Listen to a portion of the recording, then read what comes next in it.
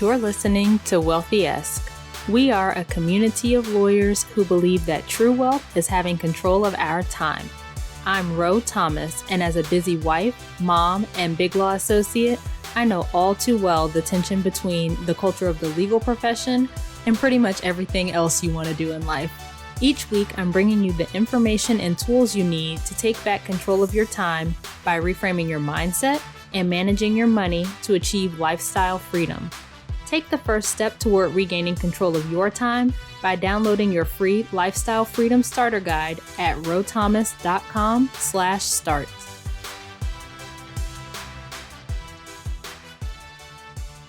Hey friend, welcome back to another episode of Wealthy-esque. I am so excited that you are here, and I know how busy we all are, especially at this time. So I am super grateful that you will take a little bit of time out of your day to spend with me.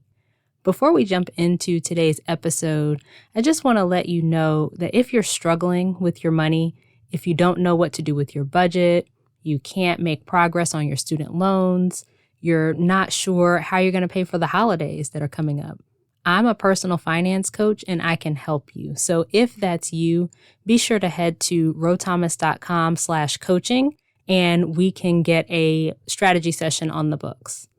So getting into today's episode, I am really excited to talk to you about the secret to building wealth.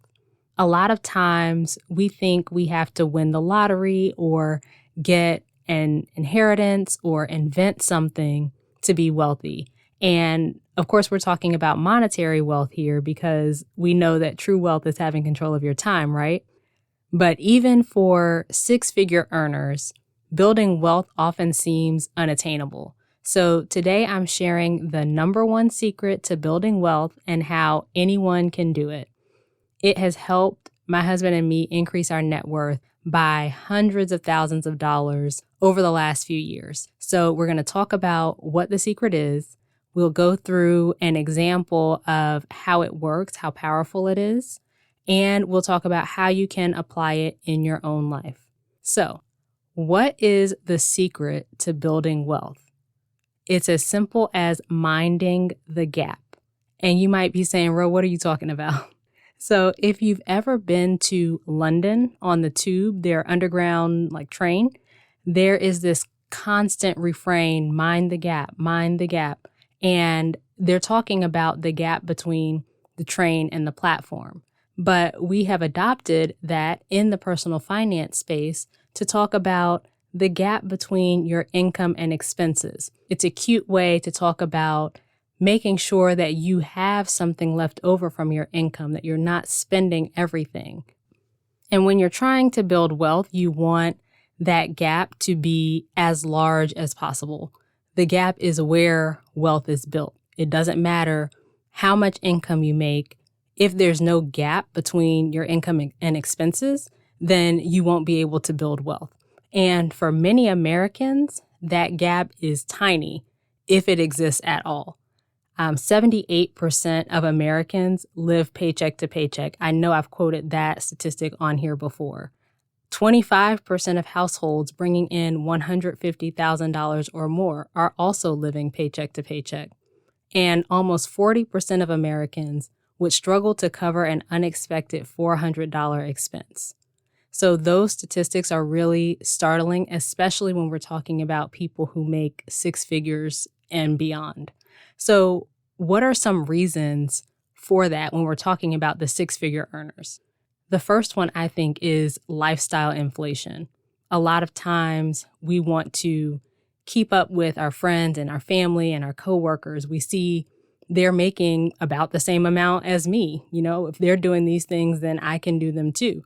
And I love a quote from Paula Pant. She's another podcaster. And she says, you can afford anything, but you can't afford everything.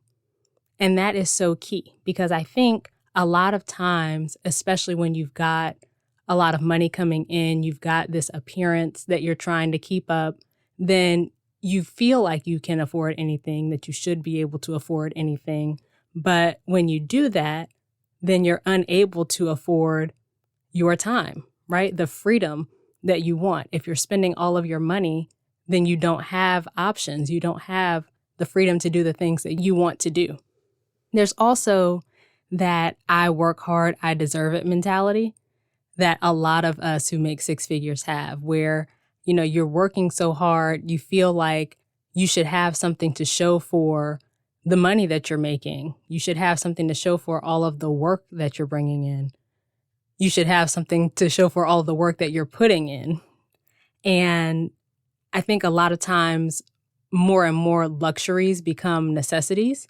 It used to be that this was something that was nice to have, but over time it has become something that you have to have, right? We talked before about how when we were in law school, we could get by on a couple $1,000s a month. And sure, there are often different lifestyle changes that happen. You get married, you've got kids, you've got a house, all of that. But there are definitely some luxuries in our lives that we enjoy now and we consider as needs that used to just be something that was nice to have. So that's something that comes up a lot. And then also when you've got money coming in, it's really easy to not pay attention. As long as your bills are paid, then you feel like you're good. And so you don't pay attention to the details of what's happening with your money. I've been there before. That's my whole story where my husband and I found ourselves over $670,000 in debt. We were bringing in good money. Our bills were paid every month. We paid our credit cards in full. We were even able to save a little bit, but we just weren't paying attention. And so we didn't have that gap that we wanted, or we didn't have as large a gap as we could have had if we were being more intentional with our money. A lot of times people are living paycheck to paycheck and don't realize it.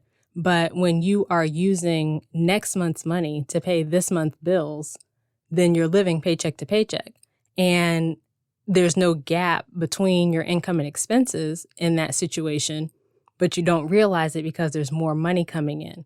And so when you have a situation where there is not that money coming in, maybe there's a job loss or a pay cut or something like that, that's when it becomes more apparent. But we don't want to be in dire straits, or we don't want to be in a situation where we are in need for that to come up. We don't want there to be some emergency issue for us to realize that that's the position that we're in, right? We want to be on top of it. And if we are looking at our finances, paying more attention up front, then we can course correct before it's a need that we have to do so. So now let's look at an example of how this gap idea works. So let's say that you bring in $100,000 after taxes and you want to save enough to take a year off. And I know that's a little bit different from what we were talking about with building wealth, but this is a concrete example of how it can work. So you make $100,000 after taxes, you want to take a year off, and currently you've got a $10,000 gap. So you spend about $90,000 per year and you're able to save $10,000. At that rate, it would take you 9 years to save enough to take 1 year off. Let's say that instead your gap is $20,000. So you are spending $80,000 a year and you're able to save $20,000 a year. Just increasing the amount that you're able to save, increasing that gap between your income and your expenses, now it only takes you 4 years to save enough to take a year off. And let's say that you go all out and you decide that you're going to live on $50,000 and put aside $50,000. Now it takes you 1 year to be able to save enough to take a year off. So maybe your thing isn't taking a year off, right? But that is a way to think about this in really concrete terms. Think about how much you can invest. The exponential rate at which you can save and invest just from growing that gap between your income and expenses is huge. So that's the thing that I really want to show with that example. Just growing that gap between your income and expenses, just increasing your savings rate a little bit has exponential effects. So now getting into how you can apply this in your own life. Well, when we're talking about minding the gap, increasing that space between your income and expenses, there are two sides to the equation. So you can either increase your income or you can decrease your expenses, or you can do both. But if you are talking about increasing your income, that can be through things such as pay raises. Like if you can keep your expenses the same but get pay raises, then that's going to be really helpful. If you've got the capacity to increase your income outside of your 9 to 5, go for it. That's great too. You can only cut back so much, but there's no limit to how much income you can bring in. You might have a side hustle. You might get into real estate. Whatever the thing may be, if you can increase your income, then you are definitely going to increase that gap between your income and expenses, as long as you are not also increasing your expenses. And that's where we've got to be mindful. For a lot of us, we don't have the capacity to increase our income by taking on side hustles or starting a business or whatever, but we've got a lot of wiggle room on the expenses side. So when we are talking about our expenses, I advocate value-based spending, and I talk a lot on here about your values and your priorities and goals because they really are the foundation for living an intentional life, like living the life that you want to live. And so when you're thinking about your spending, think about what you value. And one exercise that I often have clients do is to make a list of the top 10 things that bring joy to their lives. And when you do that list, you'll find that a lot of the things on the list don't cost any money. So then you can look at where you're spending money on things that you don't care about. Those are the places that you're going to cut, right? You can cut some of those things because that cut is not going to affect your happiness. My hope is that you will spend on things you truly care about.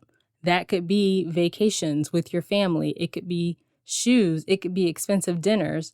Whatever the thing is for you, spend on that, but cut the other stuff.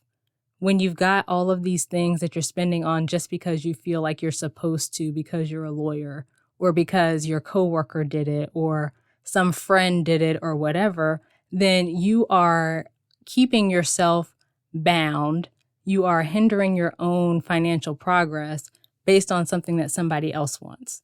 And I have mentioned this before, but I really like shoes. Don't care too much about cars, right? I want it to be reliable. I want it to be safe, but it doesn't have to be a luxury brand or anything like that. And so for me, it's nothing to step out of my Honda with designer shoes on, right? And that's okay. I don't mind if other people feel like I should be in a different car or whatever, because the money I'm not spending on my car can be redirected to spending on stuff I do care about or to my own financial goals, like my husband and I paying off our debt. So the point is, it's a trade-off that you're making that allows you to keep your expenses down, grow that gap between your income and expenses, and make the progress that you want to on your money, build wealth, whatever your goal is. Something else to consider is the big three when you're talking about your expenses. So all of the personal finance people talk about, well, if you would stop buying lattes, if you would stop with the avocado toast or whatever the thing is that they're harping on these days. But honestly, your $5 coffee is not moving the needle as much as if you've got $3,000 on your mortgage or your rent, right? So the big three are the three expenses that most people have that cost the most. So it's housing, food, and transportation. And on the housing side, I recommend that you strive for 25% of your take-home pay or less. I know that that's hard in some higher cost of living cities, but it is actually doable. Just you might have to get creative. So I heard a story of a woman in New York. I think she was just outside of the city, but she's spending on average $86 a month on her place because she leases a 4-bedroom apartment and then rents out the other 3 units on subleases. So those other 3 people are paying the rent on the apartment, and she's paying on average $86 a month. And I'm sure that there are, some other expenses that come in there. Maybe when one of the units is not rented out, then she's got to pay a little bit more or whatever. But she got really creative there, and she's able to pay much less than most people in the country in one of the highest cost of living areas in the country. So just think about that. Like, saving money on housing doesn't always have to mean that you have to move. Like, moving might be a good option for you, but you can get creative. If you've got space that you can rent out, do that. Same with transportation. It doesn't necessarily have to mean that you sell your car and, get one that's less expensive or whatever. Maybe you can walk sometimes, or carpool, or, take public transportation if your city has public transportation and it doesn't only go like 4 places like Atlanta, right? But obviously, those suggestions are for when we're on the other side of this pandemic. But just getting creative where you can. For food, you can shop at stores like Aldi or buy in bulk at Costco and Sam's and all of that. It could be as simple as not eating out as often, or meal planning so you don't get takeout in a rush panic right before dinner time. But the point is, just we can get creative with how to control these larger expenses.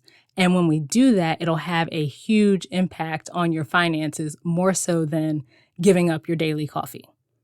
Okay, so let's recap. Number 1, minding the gap between your income and expenses is the key to building wealth. Number 2, 25% of households making $150,000 or more are living paycheck to paycheck. Some reasons for that include lifestyle inflation, the work hard, deserve it mentality, and just not paying attention to what's going on with your money. Number 3, increasing the gap between your income and expenses can have exponential effects on your wealth building. Number 4, there's no limit to how much you can increase your income. So if you have the capacity, go for it. That is an excellent way to make your gap larger. And number 5, focusing your spending on the things you value and getting wins in the most expensive areas of your budget, your housing, your food, and your transportation, will help you decrease your expenses exponentially.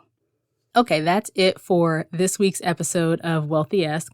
Come on over to our private Facebook community, the Wealthy-esque community, and let's talk more about this idea of building wealth and growing the gap between your income and your expenses. If you got value from today's episode, please share it with someone that you think could also benefit from it. And if you are on social media, don't forget to tag me if you share it there. I am Ro Thomas across platforms: Facebook, Instagram, Twitter, and LinkedIn. If you want to be here when new episodes are released, don't forget to subscribe and consider leaving a written review. Those reviews are super helpful. It helps the podcast to get seen because the platforms will show it to more people, and potential listeners are more likely to click when it has more reviews. Okay, as we close out, friend, I pray that you will take a good look at your finances and consider where you might be able to grow your gap. I pray that you will look at the expenses and make sure that you are only spending on things that you actually care about and that actually bring you joy. And as always, I pray that you will continue to take steps to regain control of your time, build wealth, and live the life of freedom and choice you deserve. Talk to you later.